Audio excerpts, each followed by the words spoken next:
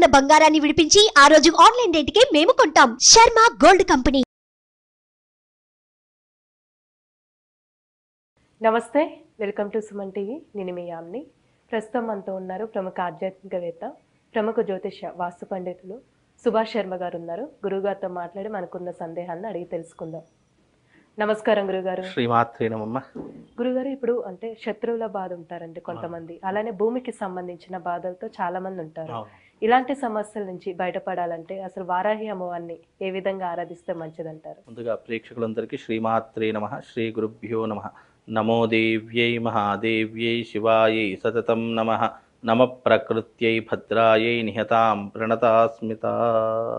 ఇప్పుడు జరుగుతున్నటువంటి నవరాత్రులు వారాహి నవరాత్రులు. అయితే ఈ వారాహి నవరాత్రులకు అధిష్టాన దేవత వారాహి అమ్మవారు.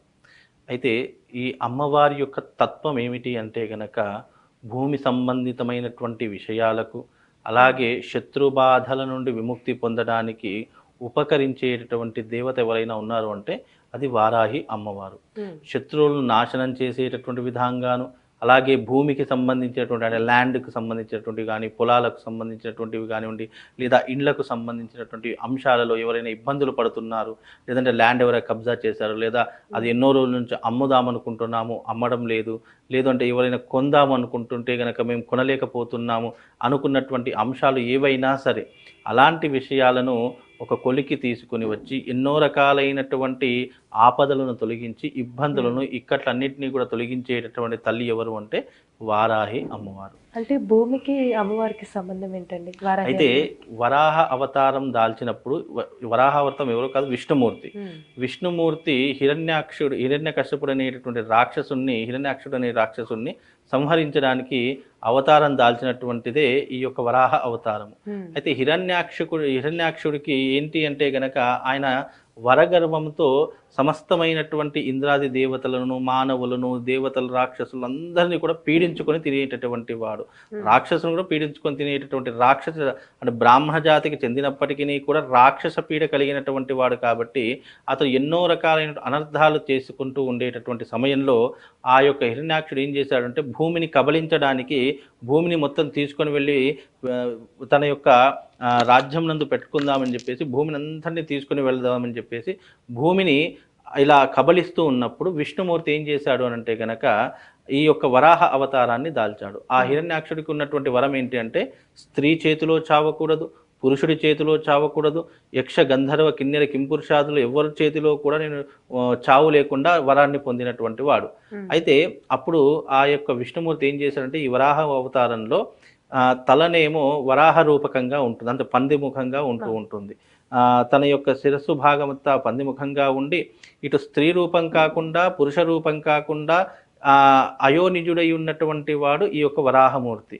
అయితే ఆ మూర్తి ఇటు మానవుడు అందామంటే తలనేమో వరాహ అవతారంగా ఉంది, అలాగే స్త్రీ అందాము అనంటే స్త్రీ యొక్క తత్వం ఏమీ లేదు, అలాగే పురుషుడు అందామంటే ఆ యొక్క ఆకారం కూడా పురుషాకారం కనిపించడం లేదు. కనుక ఇది స్త్రీ కాదు, పురుషుడు కాదు, ఇది ఏ జంతువు కాదు. దీనికి పేరు పెట్టాలన్నా కూడా ఏం పేరు పెడదామన్నా కూడా దానికి పేరు పెట్టలేనటువంటి పరిస్థితి.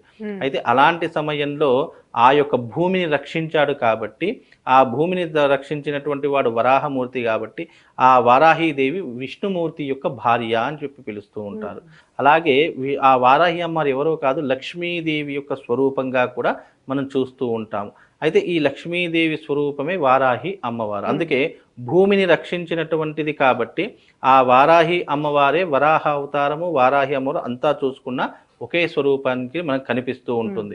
కనుక ఆమె భూమిని రక్షించినటువంటి విధానంగా మనం గమనిస్తే గనక ఆ తల్లి భూమిని రక్షించే దేవతగా కూడా పిలువబడుతుంది. అందుకే భూ వివాదాలు ఉన్నటువంటి వారు ఆ తల్లిని సేవించినటువంటి వారైతే గనక ఇలాంటి భూ వివాదాలన్నీ కూడా తొలగిపోయేటటువంటి అవకాశాలు ఎక్కువగా ఉంటాయి. అందుకే భూ వివాదాలు ఉన్నటువంటి వారు కానివ్వండి ఇలాంటి వారాహి అమ్మవారిని ఆరాధన చేసుకోవాలి. అయితే మనకు తేదీ 13వ తారీఖు రోజున అమ్మవారి యొక్క యజ్ఞవారాహి అమ్మవారి యొక్క యజ్ఞం జరుగుతుంది. ఆ యజ్ఞంలో పాల్గొన్నటువంటి వాళ్ళకి అందరికీ కూడా ఈ భూ వివాదాలైనటువంటి విషయాలు కానివ్వండి, కోర్టు సంబంధితమైనటువంటి విషయాలు కానివ్వండి, శత్రుపీడలు కానివ్వండి, ఇవన్నీ కూడా తొలగిపోయేటటువంటి అవకాశం ఈ యజ్ఞానికి దొరుకుతుంది. ఎందుకంటే అమ్మవారికి మరొక పేరు ఏంటంటే యజ్ఞవారాహి అని అమ్మవారికి పేరు. అంటే అమ్మవారిని శీఘ్రంగా ప్రసన్నం చేసుకోవాలన్నా, శీఘ్రంగా అమ్మవారి యొక్క వరాన్ని మనం పొందాలనుకున్నా ఈ యజ్ఞవారాహి యొక్క యజ్ఞం చేస్తే గనక తప్పకుండా భూ వివాదాలు గనక తొలగిపోతాయి, ఉన్నటువంటి వాళ్ళకి తొలగిపోతాయి. అలాగే శత్రునాశనం కూడా జరిగిపోతుంది. ఎందుకంటే తెలియకుండా మన జీవితంలో అనేక రకాలైనటువంటి శత్రువులు పెరిగిపోతారు, అయిన వాళ్ళే శత్రువులు అయిపోతున్నారు. అలాగే ఇంటి నుండే శత్రువులు అయిపోతున్నారు. అలాగే మన వృత్తిలో కానీ, వ్యాపారంలో కానీ, చేసే విధానంలో కానీ చాలా చోట్ల మనకు తెలియకుండా శత్రువులు పెరిగిపోతున్నారు. ఆ శత్రువులు ఎప్పుడు కీడు చేస్తారు, ఎప్పుడు మనకు అపాయం కలిగిస్తారనేది ఎప్పుడు కూడా చెప్పలేము. అలాంటి శత్రువుల నుండి మనం రక్షించేటటువంటి దేవతగా కూడా ఉన్న తల్లి ఈ వారాహి అమ్మవారు. అంటే హోమం ఎక్కడ చేయడం జరుగుతుంది? ఈ హోమం వచ్చేసేసి మన సికింద్రాబాద్ సైనిక్పురిలో శ్రీ సత్యనారాయణ స్వామి దేవస్థానం ఉంటుంది. అందులో ఈ యాగం అనేటటువంటి నిర్వహించడం జరుగుతుంది. కనుక మీకు ఉన్నటువంటి సమస్యలు ఏవైతే ఉన్నాయో వాటన్నిటినీ కూడా అమ్మవారి పాదపద్మముల చెంత ఉంచి ఆ సమస్యలన్నిటిని కూడా పరిష్కరించడానికి ఈ యాగం అనేటటువంటి నిర్ణయిస్తున్నాము. టైమింగ్ అదే విధంగా వచ్చేటప్పుడు మేమైనా తెచ్చుకోవాలండి. దీనికి సమయం వచ్చేసి రాత్రి 9 గంటలకు ఈ యొక్క యజ్ఞవారాహి యొక్క యాగం అనేది నిర్వహించడం జరుగుతుంది. ఎవరు వచ్చినా కూడా రాత్రి 9 గంటల లోపే ఆ యొక్క యాగశాలలో ఆ యొక్క దేవస్థానంలో ఉండాలి. అలాగే వచ్చేటప్పుడు వాళ్ళు ఏమేమి తీసుకురావాలి అనేటటువంటి రిజిస్ట్రేషన్ చేసుకున్న తర్వాత వాళ్ళకు ఒక లిస్టు పెడతాము. ఆ లిస్టులో ఉన్నటువంటి వస్తువులన్నీ కూడా తీసుకొని వచ్చి అక్కడ యాగంలో పాల్గొనవలసి ఉంటుంది. గురుగారు, ఇప్పుడు ఇక్కడ ఉంటే పూజ చేయించుకోవడానికి వస్తారండి, కొంతమంది విదేశాల్లో ఉంటారు, వాళ్ళు ఏ విధంగా చేయించుకోవాలంటారు?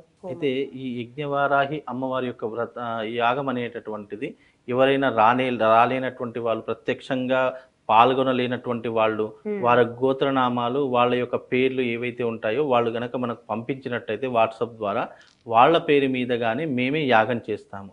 యాగం చేసి ఆ యాగ ఫలితం అనేటటువంటి మనం ఇచ్చేటటువంటి ఏవైతే వస్తువులు ఉంటాయో, అంటే ఈ యాగంలో పాల్గొన్నటువంటి వాళ్ళకి కూడా ఒట్టి చేతులతో కాకుండా అమ్మవారి యొక్క అనుగ్రహంగా ప్రసాదంగా వాళ్లకు ఒక సర్వకార్య సిద్ధి యంత్రము, ధనాకర్షణ యంత్రము, అలాగే అమ్మవారికి ముత్యాలతో పూజ ఉంటుంది. అమ్మవారికి ముత్యాల పూజ అంటే విపరీతమైనటువంటి ఇష్టము. అలాంటి ముత్యాల పూజ చేయించేసి ఒక్కొక్కరికి ఒక్కొక్క ముత్యాల మాల పంపించడం జరుగుతుంది. అంటే ఎవరైతే యాగంలో పాల్గొన్నారో వాళ్లకు ఒక ముత్యాల మాల కూడా ఇవ్వడం జరుగుతుంది. అంటే ఈ యాగంలో పాల్గొన్నటువంటి వారికి మొత్తం 3 వస్తువులు ఇస్తాం. ఒకటి సర్వకార్య సిద్ధి యంత్రము, ఒకటి ధనాకర్షణ యంత్రము, ఒకటి ముత్యాల మాల. ఈ 3 కూడా వాళ్లకు అమ్మవారి యొక్క ప్రసాద రూపకంగా ఇవ్వడం జరుగుతుంది. ఇది చాలా విశేషమైనటువంటి క్రతువు. ఎందుకంటే ఇలాంటి గొప్పనైనటువంటి రోజులు కానివ్వండి, తిథులు కానివ్వండి చాలా అరుదుగా వస్తాయి. అందులోనూ ఈ యొక్క వారాహి నవరాత్రులు శనివారం రోజున ప్రారంభమయ్యాయి. మళ్ళీ 13వ తారీఖు కూడా శనివారం రోజునే రావడం జరుగుతుంది. ఎవరైతే శనిగ్రహ దోషాలతో బాధపడుతున్నారో, వివాహము, ఉద్యోగము, సంతానము, ఇతరితర ఏదైతే ఆర్థికపరమైన ఇబ్బందులు, ఏ రకమైనటువంటి ఇబ్బందులతో బాధపడుతున్నారో అలాంటి అంశాల నుండి వీరు అధిగమించడానికి, బయటపడడానికి ఇది చాలా చక్కనైనటువంటి అవకాశముగా భావన చేసుకొని ఈ యాగంలో పాల్గొంటే గనక తప్పకుండా వాళ్లకు సద్గతులు కలుగుతాయి, మంచి ఫలితాలు వస్తాయి. ఆ అమ్మవారి యొక్క సంపూర్ణమైనటువంటి అనుగ్రహము 100% వాళ్ళకు తప్పకుండా కలుగుతుంది. హోమానికి ఏమైనా నియమాలు అంటూ ఉన్నాయండి? అంటే ఎవరైనా చేయించుకోవచ్చు? ఈ హోమానికి నియమాలు అంటే ఏం లేవమ్మా. ఎవరైనా సరే ఈ యొక్క యాగం చేసుకోవచ్చు. అందులోనూ రాత్రి సమయంలో చేసేటటువంటి యాగం కాబట్టి అమ్మవారికి మరొక పేరు రాత్రి దేవత అని పేరు. ఈ అమ్మవారికి ఉదయకాలం పూట పూజ ఉండదు. కేవలం రాత్రి సమయంలోనే అమ్మవారికి పూజ ఉంటుంది. అలాగే ఉదయకాలం అంతా కూడా అమ్మవారు ఏం చేస్తుంది అంటే కనుక విశ్రాంతి తీసుకునేటటువంటి సమయము. అంటే మనం ఏం చేస్తాం, ఉదయం లేస్తాము, కానీ అమ్మవారి యొక్క సమయం అలా కాదు. రాత్రంతా మన ఉదయం అంతా పడుకొని రాత్రి సమయంలో మేల్కొనేటటువంటి దేవత అమ్మవారు. అందుకే ఆ తల్లి క్షేత్రాన్ని రక్షించేటటువంటి దేవతగాను, గ్రామాన్ని రక్షించేటటువంటి దేవతగాను, ప్రపంచాన్ని రక్షించేటటువంటి యావత్ భూమండలాన్ని రక్షించేటటువంటి దేవతగాను పిలువబడేటటువంటి తల్లి వారాహి అమ్మవారు. ఆ అమ్మవారిని పూజించిన కళలు అంటే పీడకలలు రాకుండా ఉంటాయి. అలాగే శత్రుబాధలు తొలగిపోతాయి. అలాగే మనకున్నటువంటి ఆర్థికపరమైనటువంటి ఇబ్బందులు, అప్పుల బాధలు, అనారోగ్య ఇవన్నీ కూడా తొలగిపోయేటటువంటి అవకాశము ఆ తల్లి వారాహి చేతులలో ఉన్నాయి. కనుక ఆ తల్లిని యజ్ఞ రూపకంగా కనుక మనం ఆరాధించినట్టయితే తప్పకుండా మనకున్నటువంటి కోరికలు తప్పకుండా తొందరలో తీరిపోతాయమ్మా. అలానే స్క్రీన్ మీద మనకి నెంబర్ మనకి కూడా స్క్రీన్ మీద నంబర్ కనిపిస్తుంది కాబట్టి ఆ స్క్రీన్ మీద ఉన్నటువంటి నంబర్కి మీరు వాట్సాప్ ద్వారా కానీ లేదా ఫోన్ చేసి మాట్లాడినా కానీ మీకు ఏదైనా సందేహాలు ఉన్నా కూడా మీకు దానికి సంబంధించిన వివరాలన్నీ కూడా మా వాళ్ళు తెలియజేస్తారమ్మా. చాలా చక్కగా తెలియజేశారు గురుగారు. ధన్యవాదాలు. శ్రీమాత్రి.